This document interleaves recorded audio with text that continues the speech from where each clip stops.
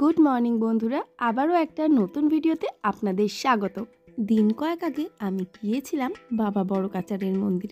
এখানে আসার জন্য আপনারা বাসে করে চলে আসতে পারেন বিবিরহাট।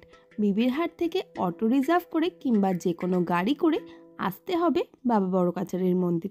সামনেই শিবরাত্রি আসছে, আপনারা কিন্তু চলে আসতেই পারেন। মন্দিরে ঢোকার পূর্বে আপনারা কিন্তু বিভিন্ন রকম দোকান পেয়ে যাবেন, যেখান থেকে আপনারা পুজো দেওয়ার ডালা ও বিভিন্ন পুজোর জিনিসপত্র কিনে নিতে পারেন। বাবার মাথায় জল ঢালার জন্য এখান থেকে বিভিন্ন সামগ্রী পেয়ে যাবেন।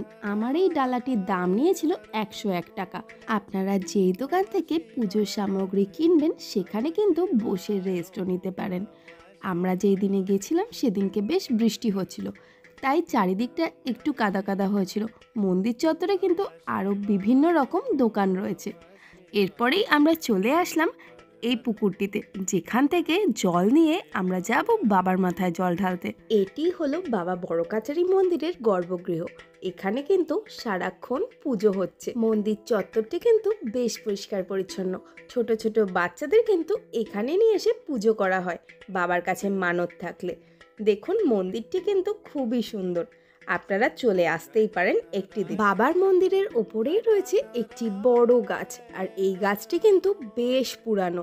আর এই গাছটি মন্দিরের সারাক্ষণ ছায়া হয়ে দাঁড়িয়ে রয়েছে। বাবার মন্দিরের ভেতরে কিন্তু কোনো রকম ক্যামেরা অ্যালাউড নেই। মন্দিরের বাইরে আপনারা এই জায়গাতে ধূপকাঠি মোমবাতি দিতে পারেন। পুজো দেওয়ার পর বাইরে বেরিয়ে আমরা কিছু খাওয়া দাওয়া করে চলে আসলাম বাড়ি।